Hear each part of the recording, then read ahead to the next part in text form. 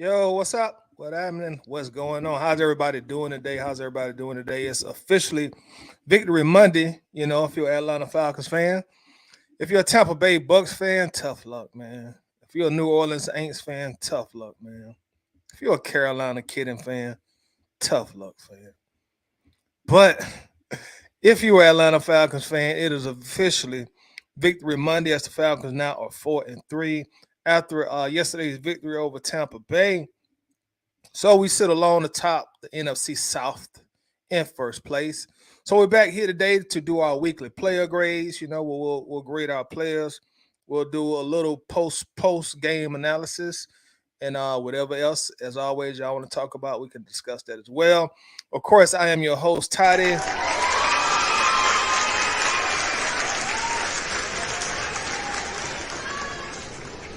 And it's great to be here, man. It is great to be here. It's great to be here. How's everybody doing? How's everybody feeling, man? How's everybody feeling?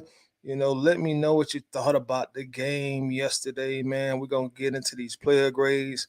We also, as you see on the thumbnail, we're going to talk about Nate Landman, as I like to call him, Big Nate Dog. We're going to talk about Big Nate Dog, man. Let's first get the commercials out of the way. Those of you that are watching on YouTube, you know, do your dog a favor. Make sure you do hit that like button for me, man. The like button, by hitting that like button, it really helps the channel out. Helps get the channel out to a broader, bigger audience. You know, so please do that for me. You know, hit that like button. Those of you that are checking in from Facebook, shout out to the Facebook peeps. Y'all also make sure you hit the like button for me on Facebook, man. So that's a favor that I do ask of you. And thank you in advance also. I do appreciate it. Let's see who we got checking in thus far today. We got Marina checking in first, checking in as usual. How you doing today, Marina? How's everything going with you today? Marina says, Stephen A. Smith predicts Eric Bieniemy will be gone at the end of the season. Do you think we could see him replacing Dave Ragone? That's a great question. I will say, I don't think so, but I don't know. The reason I say I don't think so, I'm going to assume that Bieniemy wants his next job to be a head coaching job. I'm going to assume him and his agent are going to be pretty adamant that they don't want any more offensive coordinator's job. And to be honest, I don't know how attractive our offensive coordinator job would be to a guy like Bieniemy, being that Arthur Smith pretty much has full autonomy over the play calling. And I think Bieniemy is at a point where, again, he wants to be a head coach, or at the very, very least, he wants to be the guy in charge of calling the plays. So I don't know if Atlanta would be the most attractive spot for Bieniemy, but who knows? You know, this time next year we could be talking about Bieniemy as our offensive coordinator. Who knows? Let's see. We got Ray Fitty Ray Fitty in the building. What's up with you, Ray? How's everything going? Says if anything, he'll take Ellis' job after he leaves. Shout out to you, Ray Fitty. I appreciate you checking in there on YouTube. What's happening? What's going on? We got Winston checking in as always. Appreciate you always coming through, bro. Says what's going on, Buck and chat. Smash the like button. Please smash that like button, man. Like I said, it does me a huge, huge favor. Thank you in advance. Also, I do appreciate it. Let's see. We got Joey Tribble checking in. Says what's good, Joey. Says what's good, Todd. Excuse me. I'm doing good, Joey. Doing very, very good, man. I appreciate you coming through. How you doing today yourself? Matty T checking in. Matty says, Todd, what's up? I'm chilling, Matty. How you doing today, bro? What's going on with you? How you feeling? Dwayne Red checking in. Says in first place all alone for the first time in year. Yeah, let's smash the bill for that. First time since 2017 to be exact. And let's keep it, man. Let's keep it. Let's not let out any other those buster bomb teams like the Aints or any of those teams feel like they got a chance to win the South. The South is ours this year. So we taking the South this year. Atlanta on top. T-Dub in the building. What's up with you, T-Dub? I'm chilling, bro. How you doing today? How you feeling, man? How you feeling? Ray Fitty says we was in first place last year. What were we in first place or were we tied for first place? I want to say this is our first time being in first place without it being a tie since 2017. I could be wrong, so feel free to fact check me on that also. Facebook says rise up. What up, big dog? What's happening with your Facebook users? How you feeling today? How you feeling on this Victory Monday? What's going on with you? We got Alberto Molina checking in. Says feeling good. What's happening with you, Alberto? Appreciate you coming through, man. What's popping? We got our brother David checking in as usual. How you feeling today, David? What's going on with you? We also got our brother Travis checking in. Says what's up, Toddy? Victory Monday feels damn sure do, bro. Feels great, man. Feels great here on Victory Monday, man. Couldn't have it any other way. We got our guy Philip Crawford checking in. Says what rise up, T? What you think we doing with this money we're freeing up? Oh, that's a great question. If you'd asked me this like 3 or 4 weeks ago, maybe even 2 weeks ago, I would have said I think they're going to be in play to maybe pursue somebody to rush the pass rusher. And I said this last night on the post game, Philip. But at this point, man, our defense has produced 8 sacks in the last 2 games. Our defense is ranked 4th overall in the NFL. So at this point, I wouldn't trade for a pass rush at this point. I would roll the dice, and I'm gonna go with what I have right now on my team. I know Chase Young was a big name that was mentioned, within our fan base as well as Hunter. But at this point right now, how my defense has been playing, again, ranked 4th overall. We're finally starting to sack the quarterback. We got 3 sacks yesterday. We had 5 sacks the previous game. I'm gonna go with what I got on defense. So I thought that's why they initially freed up the money, but at this point, I'm really not sure. Because I know if you trade for a guy like Hunter, you trade for a guy like Chase Young, man, that's going to cost a lot in draft capital. They're not going to be cheap. And I still want to be in a position next year to make some moves in the draft. You know what I mean? I don't want to be missing 2 or 3 very critical pieces in the draft equation. So I'm really not sure what they're planning on doing with that money at this point in time. Now that we are where we're at currently. My guy Javinci checking in. What's up with you, Javinci? How you been doing, bro? What's been going on? Davis's Landman is a much more instinctive at the middle linebacker position than Andersen. Yes, definitely is. Definitely is. I certainly agree with that. And we're going to also definitely deep dive into that also. Our brother Rustin Moore Jr. checking in. So Falcons plan to hold every other team to under 15 points while we score 17. Not too many teams winning playoff games like that. We got the dub, but Ritter is still a problem. And that's a common talking point, a common theme still within our fan base. A lot of people still ain't stole on Ritter. A lot of people are still concerned about the turnovers, and we're gonna talk about that a little more detail also about Desmond Ridder, about the lack of being able to produce points on offense. We won yesterday, but again, we only scored 16 points, and that's right at our average. I think we averaged 16.4 points per game. So I think I said this last night too. If we make any moves before the trade deadline, I want us to make moves that's gonna help us put more points on the board. And whatever that might be, I'm really kind of good with my defense right now. You know, I'm ready to go to war with the defense. I don't want to spend a lot of, like I say, key draft picks to try to improve the number 4 overall defense, who look like they're finally starting to put pressure on the quarterback. So I'm good with the defense right now. Matty T says we were tied last year for first, haven't been in sole possession in a long time. That's what I thought, Matty T. I think we were tied for first place last year, but this is the first time, I want to say, since 2017 that we have had sole possession of first place in the NFC South. And let's keep it that way too. We got Big Ron Thomas in the building. Says, what's up, Tyler? What's up with you, Ron? How you feeling today, bro? What's going on? Dwayne says 8 sacks in 2 weeks. We are getting better as the season goes. Yeah, we are. We are. You know, 8 sacks in 2 games for us, the Falcons, man. That's good. That's good. And the D-line is starting to be a lot more active getting to the quarterback. You know, even when we don't get sacks, I'm starting to see a lot more pressure on opposing quarterbacks. And that's a real good thing. So we definitely need to continue that defensive continuity on the defensive line. And I think that'll make us a very hard out in the playoffs.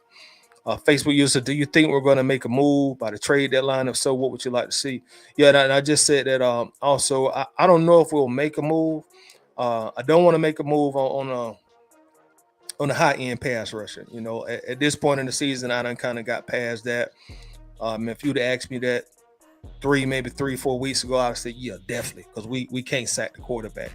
But now we're sacking the quarterback, and the defense has been consistently very, very good. You could even argue the defense has been consistently great. So I'm really not interested in trading for a pass rusher at all. And just to repeat myself, if we do make any significant moves at the trade deadline, I'm gonna trade for something that is going to help us put more points on the board, because we're currently ranked 29th in the NFL in points per game at only 16.4. And Rusty kind of alluded to that. You know, once you start playing these high level good teams, or once you get in the playoffs, hey man, it's gonna be hard to beat these real good teams of the NFL, and you're only being able to score 16 points a game. So if we do anything, if we make any kind of trades, let's try to trade for something that's going to help us put more points in the board, whatever that is. C double checking in. What's happening with your C Dub in the building? Says, what up, Tyler? What it do? Top of the division. Let's talk about how to keep this defense strong. Much love to Landman. He can bang. Yes, he can. Big Nate Dog in the building. We about to talk about Big Nate too, man. I've been very, very impressed with Mr. Nate Landman. Rusty says, we have a proven quarterback. I would give up a second or third for Hunter in a heartbeat, but we need those picks to move up for a quarterback in the draft. That's another part of the equation, excuse me, because we're still really not sure what Desmond Ridder gonna end up being. So as we continue during the regular season, if it appears that Ritter is just not going to be the guy for us, you know, we're going to hit a point. We're going to hit a point in it as a franchise where, okay, it's time to go get our quarterback now. We're going to have to go draft the quarterback now. And if you need to do that, hey, man, you need all the pieces of the puzzle as far as draft picks go. I'm hoping that the Jacksonville Jaguars will extend Calvin Ridley. That will give us a very valuable draft pick, a second-round draft pick. And if we do got to make a move up the draft chart and go get a quarterback, you know, that can prove to be very pivotal in that process as well.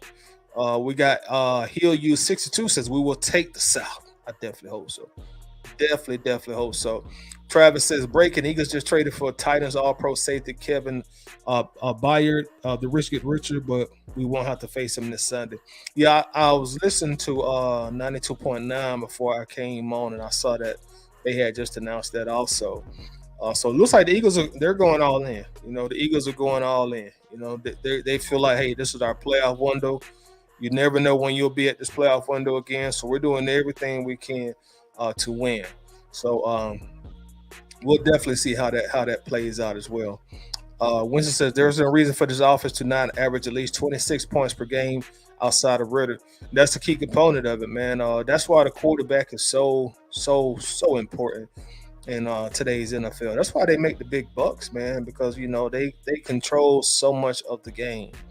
You know, this is repeating ourselves, but as we've already mentioned, the NFL, the owners, they've done so much to manipulate the game and the offense to favor the quarterback position. Arthur Blank even came out and said as much on one of his more recent press conferences. He was, "Hey, it's a quarterback league. We don't make any bones about that. That's why they get paid what they get paid." So you're right. The quarterback controls so much in the game. You need a real good one or a great one to take your team to the next level. Hopefully for us, Ritter will end up being that guy. If not, as Rusty said, hey, we may have to move up and grab one of these guys coming out in the draft, but we got to do something. Scooter, what's up, Scooter? How you feeling today? Says Nate is more of a true middle linebacker. They need to use Troy Speed on the outside. I agree with that also. Nate, to me, he just comes off just like more the instinctive middle linebacker that I want to see this team have. And Troy, he's more of a athletic freak. His athletic traits are just off the chart. I think as far as the 40 goes, I think Troy is the fastest person on our team as far as the clock goes. But there's a difference now between clock speed, football speed. Jerry Rice didn't have great clock speed on the time clock, but he had great football speed. So the time clock speed don't always translate to football speed and vice versa as well. I got my brother Uncle Steve checking in. What's up with you, Uncle? How you feeling today? Y'all make sure to check out Steve also on the Monday Minutia, which I firmly believe starts at 7, if I saw it correctly. So make sure to check out Steve. And if you're not already subscribed to Uncle Steve's Lounge, make sure you subscribe to his channel. Run up the likes, run up the comments as well. Steve says, "What's up, brother? First place, yes. Can we sustain this? Still ticked off at Desmond Ridder Sunday stroll into the end zone." Yeah, me and you both. And there's really no excuse for that. There's really no excuse for that, man. Get into the end zone. Get into the end zone on that play like you got into the end zone the first touchdown that you scored yesterday. That first touchdown, he sprinted and then he kind of kneeled over like he was running track, breaking the finish line. He made sure he got in there. And then the fumble, he just got kind of complacent and like, "Oh yeah, y'all see me 2 touchdowns with, like Kumo D. How you like me now?" No, brother, scored a touchdown. And once the referee put up the touchdown signal, then you can do your little celebration or whatever. But I feel, because Steve, that really almost cost us the game. You can't make that kind of mistake at all, because Ritter don't even have the experience or the skill set to come back and make up for those perceived 7 points that we're taking off the board. So I certainly feel you on that. Rusty says, all these sacks we are getting are cover sacks. We still need that dominant edge rusher. Maybe so, but I'll say this. A sack is a sack is a sack is a sack. Let me say that again. A sack is a sack is a sack is a sack. We are not the only team that gets covered sacks. We're not the only team that gets sacks by blitzes. They all count as sacks at the end of the day. So these next what are we 4-3? These next 11 or some odd games that we got. No, I'm sorry, 10. The remaining 10 games. If we can average 3 or 4 covered sacks per game, I'm cool with that. Because at the end of the day, a sack is a sack is a sack is a sack. That's all I'm worried about. Because I really feel like at this point, Rusty, as terrible as we've been in the past, not being able to produce sacks, when we finally start getting them in bunches, I don't think we should be real choosy about how they come. So we can't go from not getting sacks and pleading, "Oh, can we please get some sacks?" to now getting sacks and then say, "Well, they covered sacks."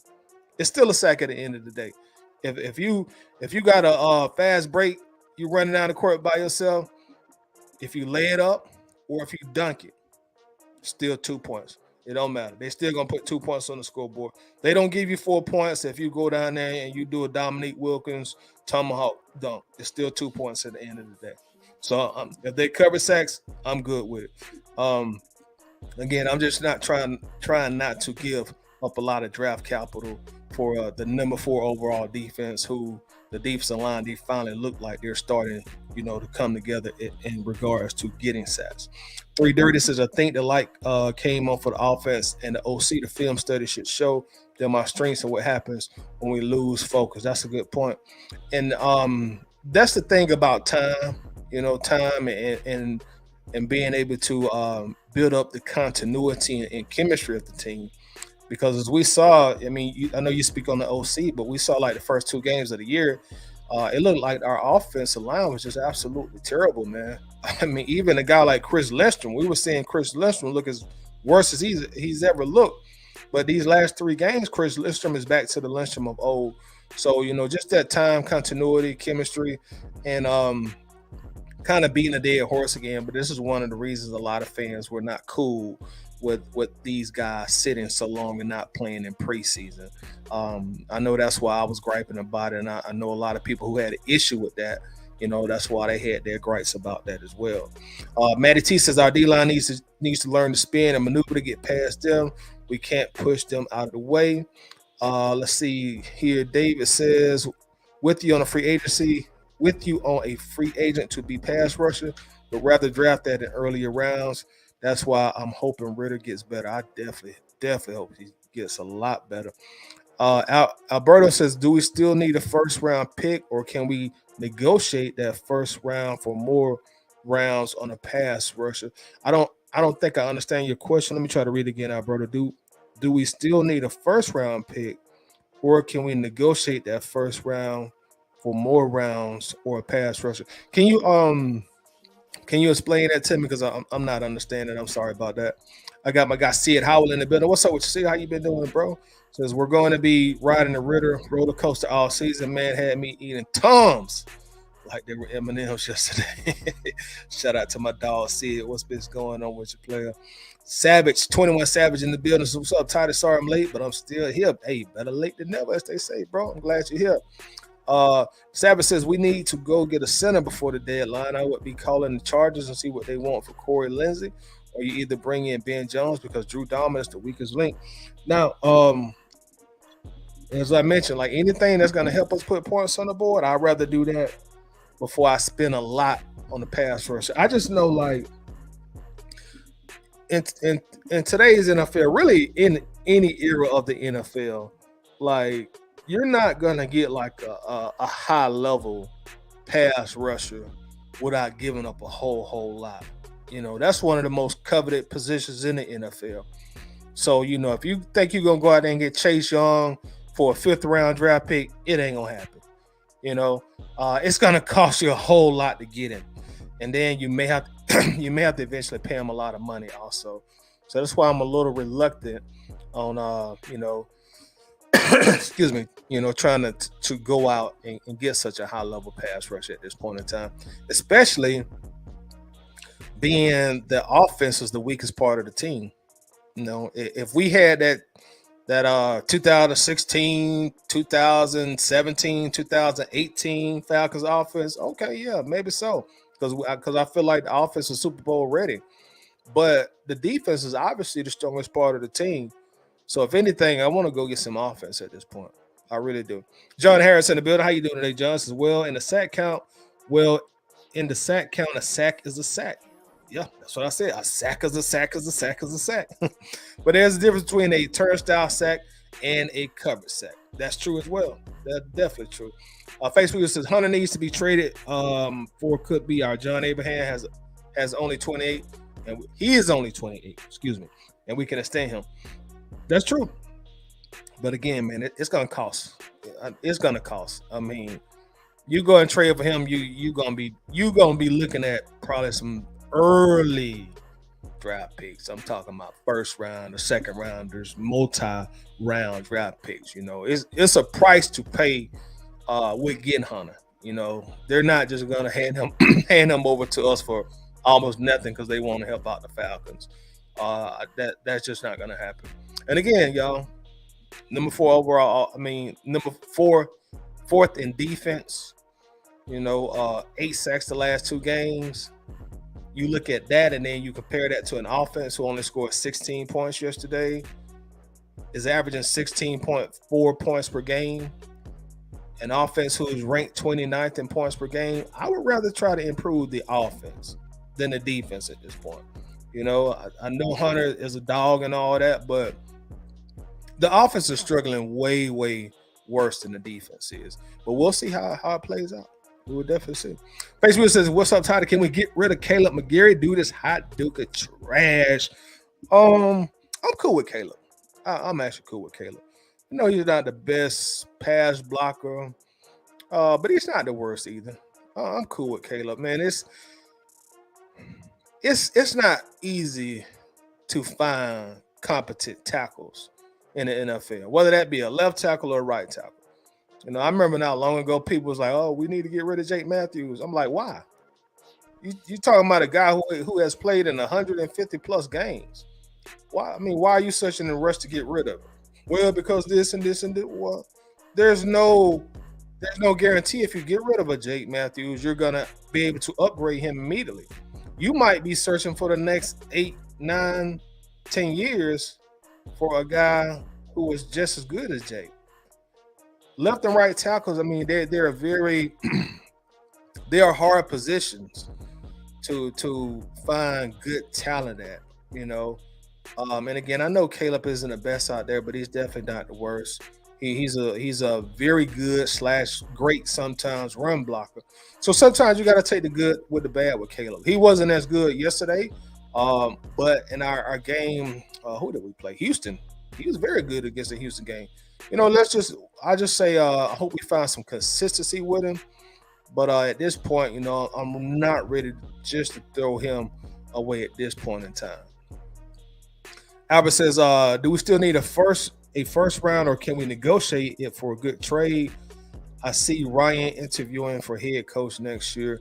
Yeah, Ryan could be a one and gone. Ryan Nielsen, he could be a one and gone, especially if the defense continues to play like they're playing right now. I don't see him being here 2 years at most.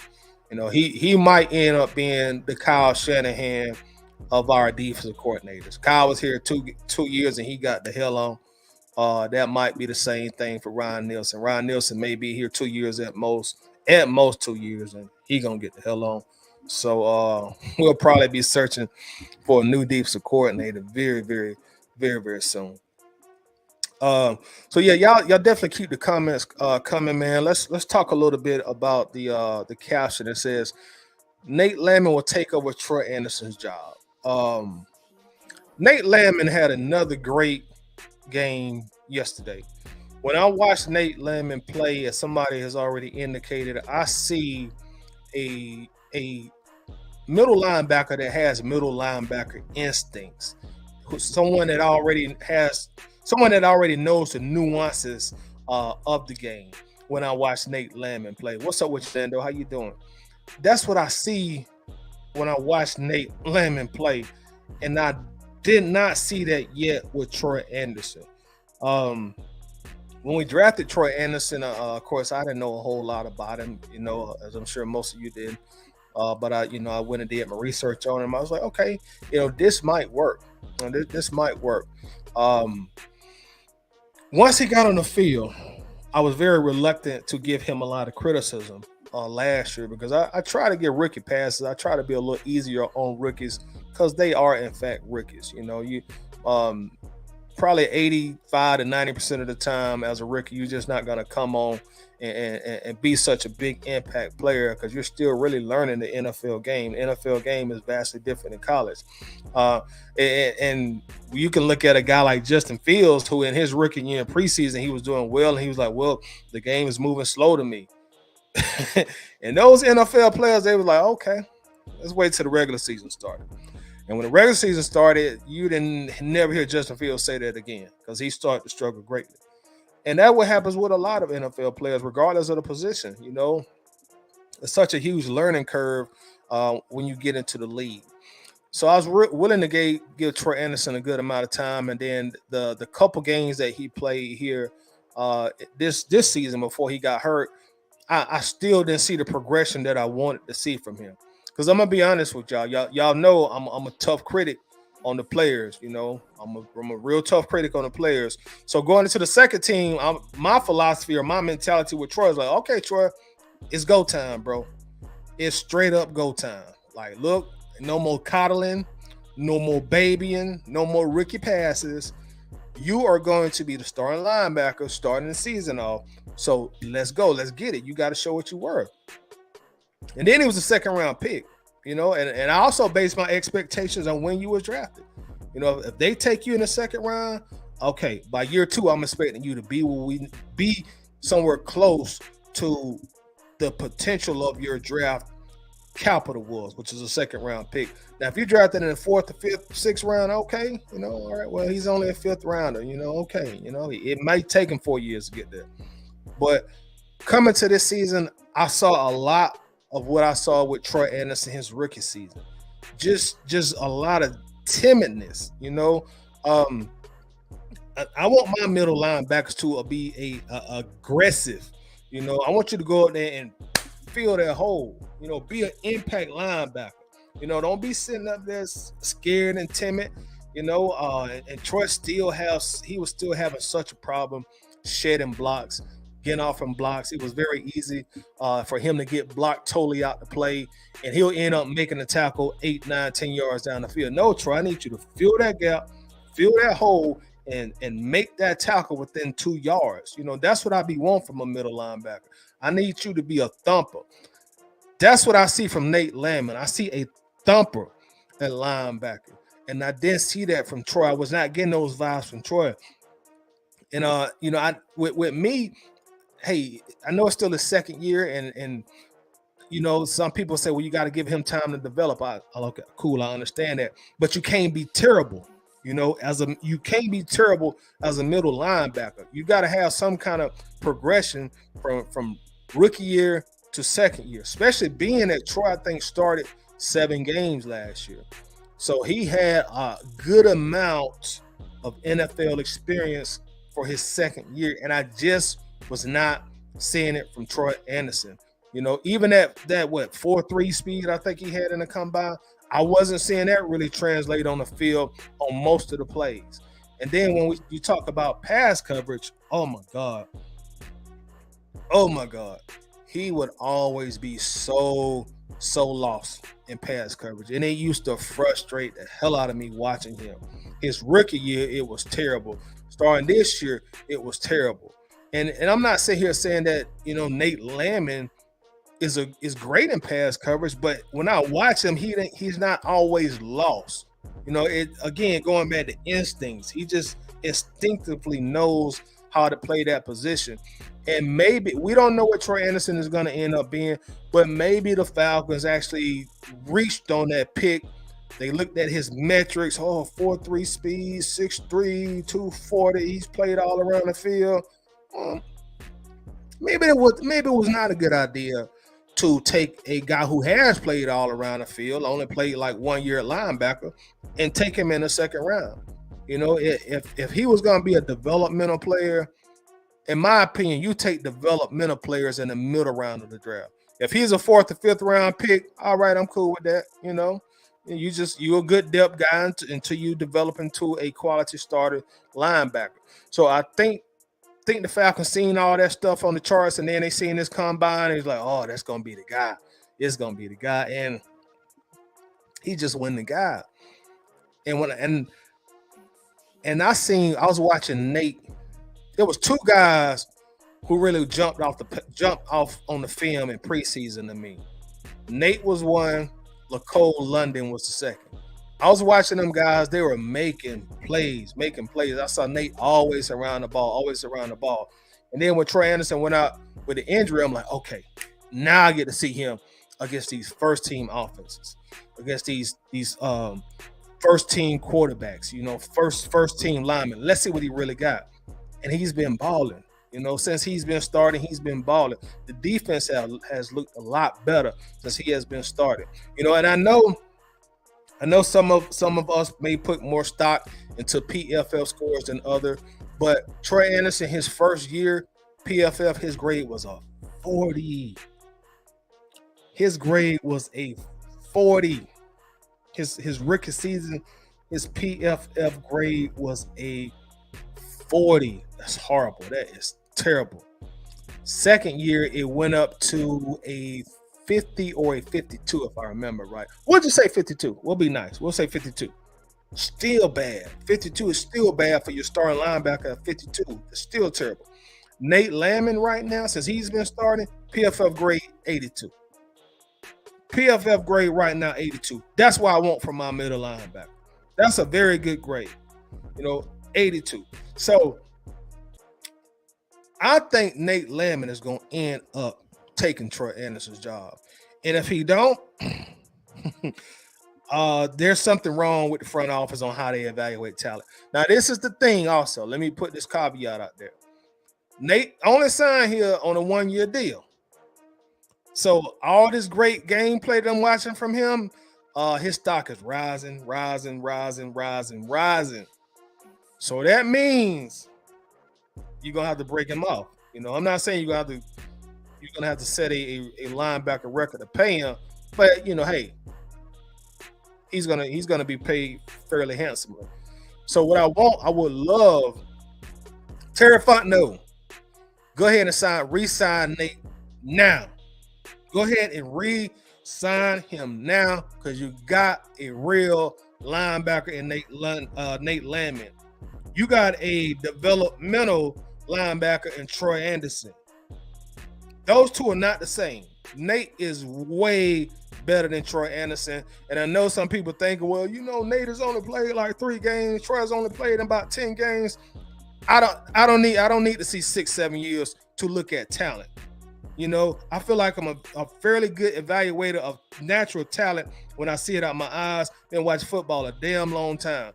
I don't need 5 or 6 years. When I see somebody with talent and instincts, that boy can ball. That boy can ball. That's a baller. When like I said, when I was watching LaCole London and Nate in preseason, okay, they can ball. They can ball. They get into the ball. So I don't need a whole bunch of years. I know Nate Landman is a better linebacker than Troy Andersen. Now, since you spent the second round pick on Troy, let's say we do re-sign Nate Landman, which Terry Fontenot, if you happen to see this video, buddy, which I'm sure you won't, but hey, if your son happen to send it to you and say, hey man, this dude with a Braves hat on, say it's your name in this YouTube video, daddy, check it out. Terry, if you happen to see this, dog, go ahead and re-sign Nate Landman. Go ahead and start calling his agent and say, okay, y'all, let's go ahead and get this deal done. We want to keep you in Atlanta. Let's go ahead and make this deal work for both sides. Let's get a good contract for Nate and a good contract for us, that we both feel is good. Go ahead and re-sign him now. Go ahead and offer him a at least a 3-year deal, preferably a 4-year deal. But don't let him get out of Atlanta next year. Keep him here. Because I don't think Troy Andersen going to be the answer. Now, again, Troy Andersen was taking the second round. You just probably not ready to just throw him away yet. So I think Troy will probably be better on the outside somewhere. I know a lot of people said pass rusher. All right, maybe you can develop Troy Andersen into a pass rusher. Let him use that big frame, that big 4.3 speed, and rush the passer. But being a middle linebacker, no. You got your middle linebacker in Nate Landman. Caden Ellis has also been doing a fairly good job as well. They make a pretty good duo. I like what I see from them guys. So keep Nate in Atlanta. He's only making, I think, $870,000 right now on a 1-year deal. Go ahead and extend that guy, man. Terry, don't play around. Go ahead and extend the guy. We got the money to do it. Go ahead and lock him up. Because Troy Andersen is not going to be the answer. I just don't see it with Troy. I see it with Troy. He just way too timid. He can't shed the blocks. Just that nuances of a middle linebacker he don't got. And you know what? Hey, we the Falcons. We ain't got 3 and 4 years to wait till he get it. We need a guy that can come in here and do it today.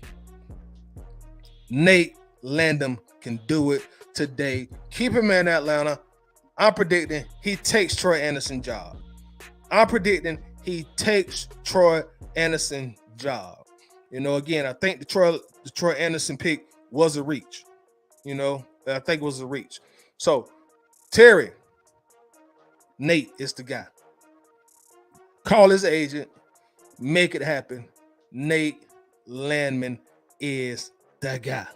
Don't even worry about wasting no more time trying to make Troy into something he ain't, because he just ain't got the instincts out there with it. You know what I'm saying? That talent level, it just ain't there with Troy. So let's go ahead and make it happen with Nate Landman.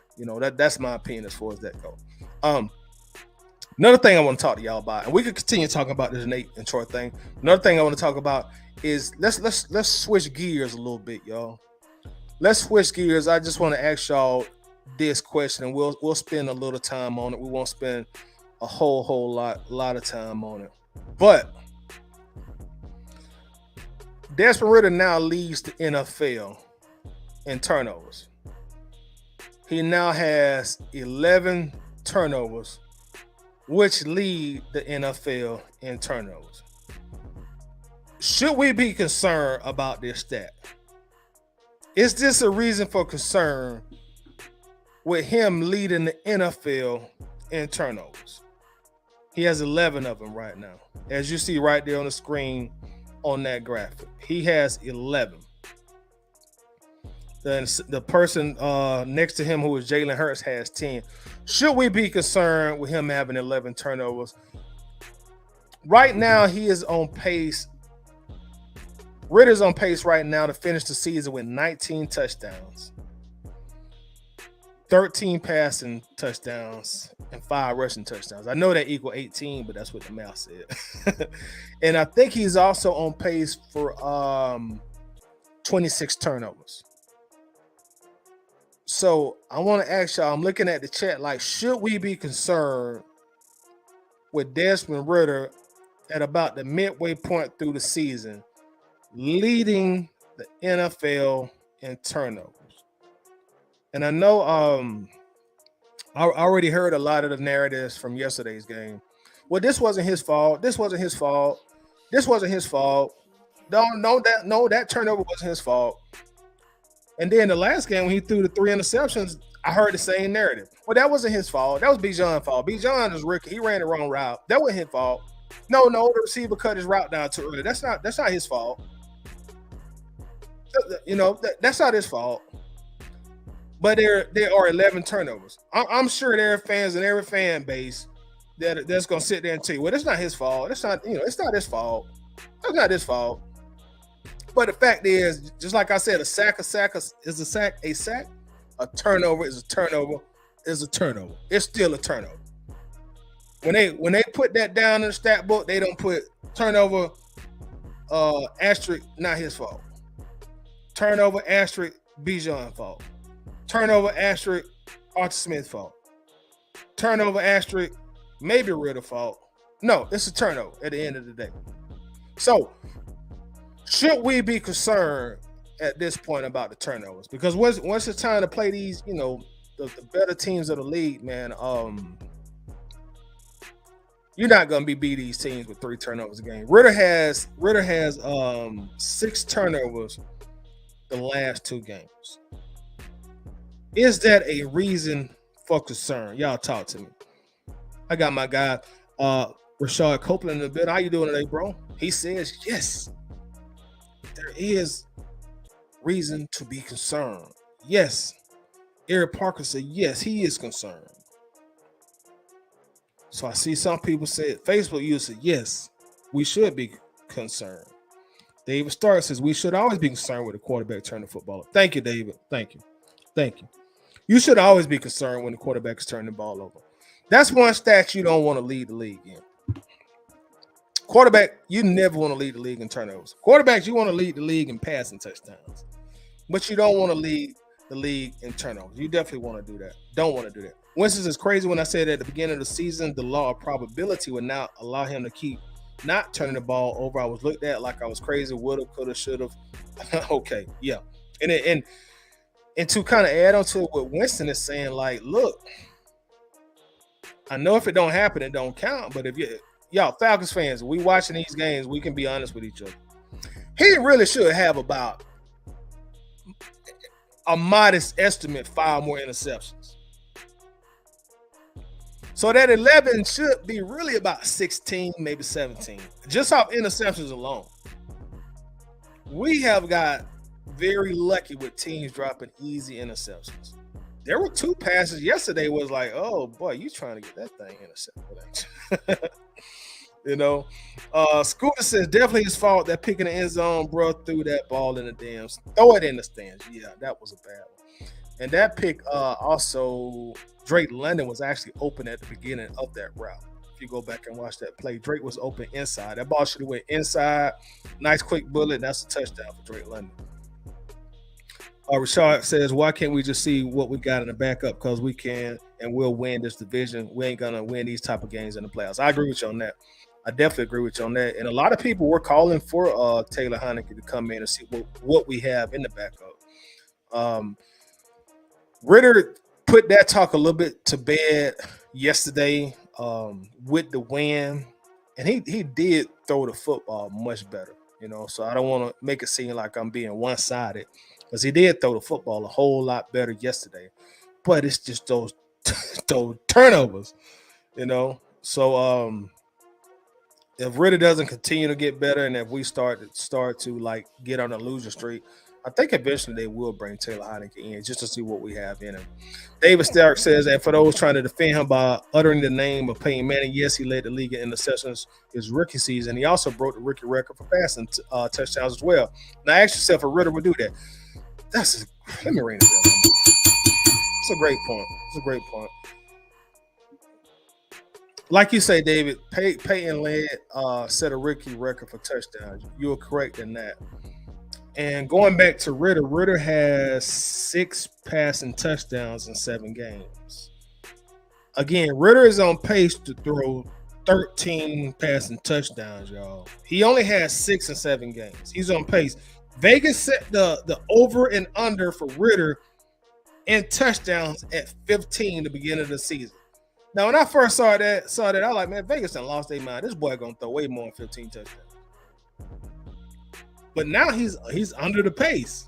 So if you took the under on that, you're looking good for the time being. And last year he only threw 2 touchdowns in 4 games. So we hope he get better, but Ritter's thing right now, because he's been inconsistent. The thing with Ritter right now is it seems like he does have a problem throwing touchdown passes. And it seems like he's having problems now with the turnovers. Going back to having a 4th-ranked defense in the NFL, that has helped us out greatly. Because as y'all know, this defense really has won us all these games. Because you ain't going to win a lot of games in the NFL if you're only scoring 16 points a game. So that's a great comment there. Our guy Corey Sherman in the building says, Corey, yes, that's definitely a concern. He says, definitely a concern. Nando says he has 10 games to clean this up. We have the weakest schedule in the NFL, but it's a chance we'll take this chance with the weak schedule. Now, that is the bright thing. We don't have a strong schedule coming up, y'all, and we facing a lot of young quarterbacks like Ritter. We're facing a lot of young quarterbacks like Ritter. So that's advantageous to us, again, with our defense. So that's definitely a good thing. I got my guy Sean J, ATL in Sports in the building, says concerned he can't keep up this pace. I agree with you, Sean. Definitely agree. And y'all make sure also to check out my guy Sean J, ATL in Sports on YouTube as well. Make sure to subscribe to his channel. If you're like me and you like to look at guys break down Falcons film, he's one of the best in the game. So show him some love like you show me some love, and make sure to subscribe to his channel. I guarantee you, you're gonna love the work that he puts in. Atlanta supporter, what's up, brother? Says Desmond Ridder know what he doing. Arthur Smith don't. They should have been got Desmond Ridder some help. What other help would you say that he'll need Atlanta supporter in your opinion? Winston says Ridder should have 14 picks so far this season alone. That sounds like it may be close to the total that he should have. Steven Alford in the building. What's up, Steve? How you doing today, bro? What's going on with you? To see 21 Savage said if he turned the ball over 9 times and 3, it's a huge concern no matter what the season is. I definitely agree with you on that, Savage. Definitely agree with you on that. Steven says Drew Dalman caused the fumble at the goal line just like he did for Mariota. 2 different quarterbacks, same center. What's the common denominator, Dalman? And you know what? That has been because I asked that question on Facebook today, and I looked on Twitter also, and everybody has a different opinion. It seems like half of the people saying it's the quarterback, and half of the people are saying the center.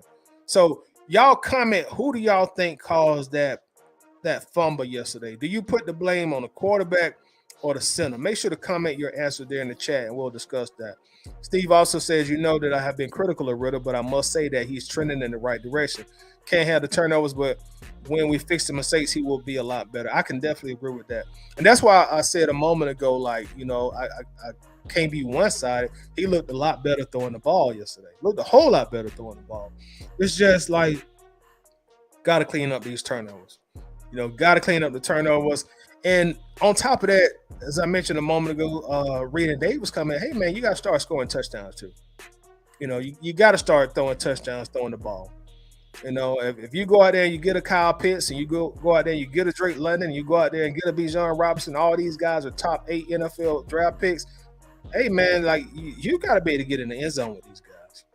And one of the allure of drafting Bijan so high is like, hey, well, he can catch the ball. Okay, you know, get him in the end zone more. And Bijan does have 2 receiving touchdowns, but hey, can Kyle get more than one? I think Drake has 2 right now. The point I'm trying to make is he has to be better at getting the ball in the end zone, throwing it. He has to. You know, he has to. We're not going to beat a lot of teams if he continues the pace of 13 passing touchdowns. We're not going to beat a lot of teams like that. So I hope with time in his maturation process, he can become better at putting 6 points on the board and also cut down those turnovers as well. Stephen Gibbs says Ritter doesn't have a turnover problem or a passing problem. He has a consistency problem. Okay, so you're just saying overall he's just inconsistent, which contributes to those 2 things. I can see that, looking at it from that way as well. MacTown Dirty in the building. What's happening with you, MacTown? How you feeling today, bro? What's going on? Nando said the fumble was 60% Dahlman, 40% Ritter. 3 Dirty in here says Ritter is actually making the mistakes that a quarterback in his position will make. The question is, can he put them behind him and keep improving? That's a great comment. Great comment. And that's really what we need to see. And I'll ask y'all this, like, how much time do we give Ritter till we say, okay, he has to hit this point where we're seeing these inconsistencies behind him? Do we give him 1 full season this year, and then year 3, we raise the expectations of, okay, all right, Ritter, you got to be consistent now. Do you give him into week 12 this year? Like, you know, I'm interested to hear y'all thoughts on that as well. Rashad says quarterback. It looked like it hit both palms. He got to hold on to that. So Rashad said that was on the quarterback. Atlanta supporter says Desmond Ridder needs some quarterback help. Like yesterday was a tough game. The offensive linemen need help because I've been said we need better blocking. We have been a little inconsistent on pass blocking this year as well, but we have got a whole lot better these last 3 games with our pass blocking. Steven says, meaning if Ritter was consistently terrible or consistently good, you can make a decision if the guy is good or not. That's very true. And like you said in your previous comment, it's just the point that he's been so inconsistent. That's the thing. And y'all make sure to check out my guy Larry on the Dixon Way also. If you're not already subscribed to him, make sure you check out him and also his beautiful wife Shonda. They do a great job there, focusing mainly on in-game commentary. So all the Georgia sports, all the Atlanta sports, and also a lot of major sports like Major League Baseball playoffs. You can turn the TV down and go check them out. So if you're not already subscribed, make sure y'all subscribe to the Dixon Way also and show my guy some love. Larry from the Dixon Way says that fumble was on Ritter, not having his hands further between his center legs, and he was rushing out of center before he secured the ball. 100% on Ritter. Even Dave Archer hinted after the game. Okay, I didn't hear what Dave Archer said. And the thing with Dave Archer is he's normally very biased toward Atlanta quarterbacks. You know, he's been protecting Ritter from a lot of criticism all year. He protected Matt Ryan from criticism. Most of Matt Ryan's continue with the Falcons. So to hear Dave Archer hint at it being Ritter's fault, you know, that's surprising. I must agree. I must say, excuse me. Winston Thornton said it's on Ritter. The ball hit him in the hands. He didn't collapse the ball and was bailing prematurely. He said as much in his post-game press. I didn't see what he said in post-game. I'm going to have to go back and watch it. The game speeds up when you're 8 inches from the goal line. That is very true. It definitely moves fast when you're 8 inches from the goal line. That's a great point. Davis says the fumble is on Ritter. Yes, he touched Dahmer's butt, but the ball still hit his hands and he pulled out too early. From my point of view, it did look like the ball hit him in the hands. From what I've seen, it did look like Dahmer put the ball in his hands, and for whatever reason, I don't know if maybe he came out early or maybe he didn't clasp down, like Winston just said. But it did look like the ball hit him in the hands. I'm gonna go back and watch it. I've watched it a few times already. I posted it on my Facebook, but it looked like it hit him in the hands. Savage says the one on the goal line was on Drew Dahmer. All right, so there's a different opinion. He said that was on Drew Dahmer because he snapped the ball and it hit Desmond Ridder's shoes. 80% of his snaps are low. Yeah, Dahmer has had problems with snaps. And I think Steven alluded to that. He had problems with Mariota with snaps also. So that could be the case. The Dixon West says Ritter is not used to playing under center. He has a shotgun quarterback like most of these guys are in a generation of quarterbacks out of college. You make a good point when you say that. That's a damn good point. Corey says I say give him the whole season, and that will give Arthur Smith and Terry a full assessment of the plan moving forward. That's fair. That's very fair. That's very fair. So we'll basically be keeping Taylor Heineke on the bench. That's definitely fair, especially if the team can continue winning. Now, the thing about it, if I'm knock on wood, it don't happen. But if we start to take a downward spiral and we start losing, then I think Arthur Smith is going to feel like he has to make a change at quarterback. But hopefully we don't even have to worry about that happening for our benefit. Steven said this year is a learning year for Ritter. We're in first place in the NFC South while Ritter finds his way. While Ritter made poor mistakes, the last drive for the win happened. That's true. That's true. Made a very, very key play, a key throw to Kyle Pitts to help us get in field goal position and make the game winning field goal. So you definitely are correct on that. Larry says Ritter pull out a game is weak. Let's ring the bell on that. Let's ring the bell on that. Atlanta Support says if you're going to run, just squeeze and hug the ball so nobody won't get the ball. So just like what I've seen on social media most of the day, like people just have a different opinion on whose fault that fumble was. Like in the chat, some people are saying it was Dahmer's fault. Some people are saying it was Ritter's fault. So it's just interesting to see like there's really no clear, concise consensus on who was at fault on that fumble, which is pretty interesting to me. Winston says the ball hit Ritter slamming his left palm. He was rushing his steps to get from under center instead of securing the ball and then getting into the play. Same as a wide receiver trying to, and I think he got cut off there. I'm going to have to go back and watch it. I would, there's go right here. Same as a wide receiver running without securing the ball. And I know exactly what you mean when you say that. You know, you're not doing the first step before you get to the second step. And I would play it here, but I just don't want no issues with YouTube. I know some of the times you play NFL films, sometimes they're okay with it. Sometimes they'll try to copyright you.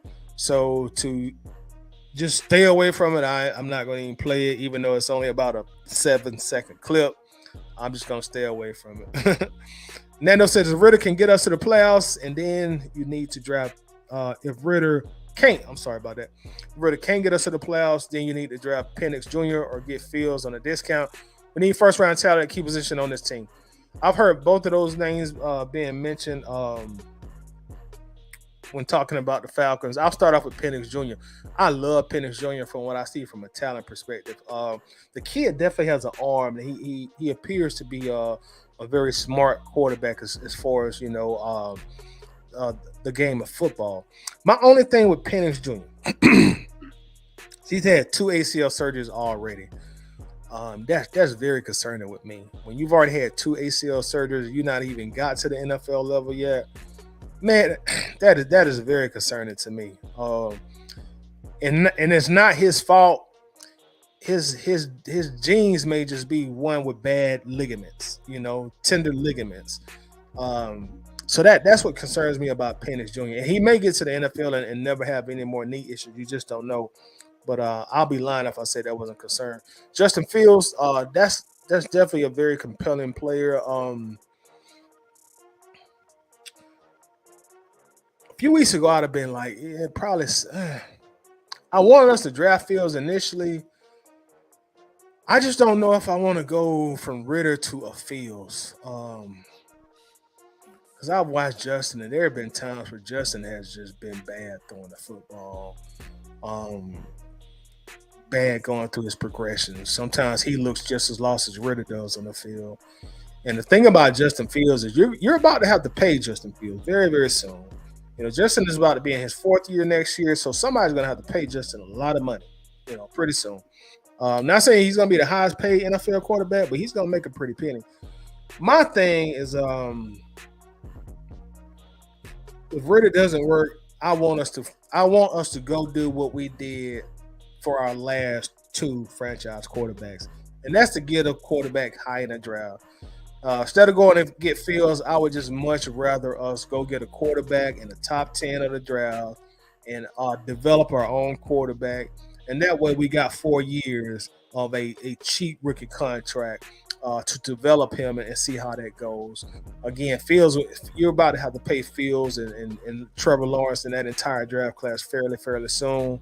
And I just want the Falcons to have that advantage of having a rookie on a cheap contract, which is a lot of the allure of them trying to make Desmond Ridder that guy. Steven says the last fumble was squarely on Ritter, but that's a fundamentals fix. Yeah, I agree with that. That's definitely fundamental and mental being a key word in that fundamentals word also. Put the ball in your left arm. He's throwing the ball a lot better. Definitely is. John Brooks in the building. What's up with you, John? How you doing? Y'all make sure to also check out my guy John on YouTube as well. If you're not subscribed to John, make sure to show him some love. Subscribe to the channel. Run up the likes. Run up the comments for my guy as well. Keon, what's happening with you, bro? How you doing, sis? What's up, tight in the barbershop right now? I'm banging all week on Toxic Georgia Sports Fan. We won't smoke rise up. Let's ring the bell for that. Let's ring the bell for Keon banging on people in the barbershop. Johnson's on that fumble going into the end zone. Ritter slowed down, styling and profiling. He had on alligator shoes in the club. Sound like a Ric Flair quote, John. Versus his first TD when he went wide open, running and diving. Yes, I mentioned that also as well. Steven Officer Justin Fields would be great here. And again, that's the same thing I mentioned to Nando, Steven. I don't know if that's the direction I would want the team to go. Again, if Ritter don't work out, I really feel like at that point we need to go and get our own quarterback in the draft, because you're gonna have to pay Justin Fields here within these next 2 years. And if it was year 1 or year 2 of Justin Fields, I would be more prone to say yeah, but it's not. And I just don't want to. At this point, I don't want to pay a whole lot of money for another unproven quarterback. Because Fields has looked better this year, but, Fields is kind of still inconsistent himself. He started off ugly this year, and he's picked it up the last few games, and I just don't want to go out and give a quarterback. I don't know what the market going to be for Fields. I mean, Daniel Jones got, $40 million? So I'm going to assume Fields is going to at least get $40 million a year. I just don't want to go give a quarterback $40 million a year, and we're not really sure that he's the guy. And then we didn't even have that 4-year rookie contract to build the team. So being honest, if I had a voice in the matter, I would vote no on Justin Fields.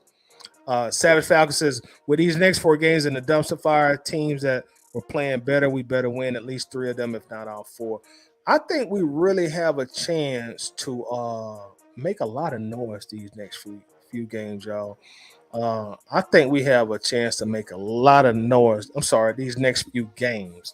You look at our schedule, man. We don't really have thankfully for us, a lot of tough teams on the schedule in the immediate future, and definitely not a lot of tough quarterbacks. I think we got Malik Willis next week. Hey, man, we better get at least 4 sacks on Malik Willis and have him frustrated and timid all game long. Yeah, we better not let loose on Malik Willis. No, that better not happen.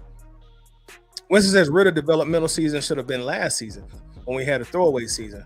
Nobody has time for him to get his feet under him this season with the team we have as a whole. We going back to the defense. The defense is definitely built to win right now. That's why I want him to be better on offense.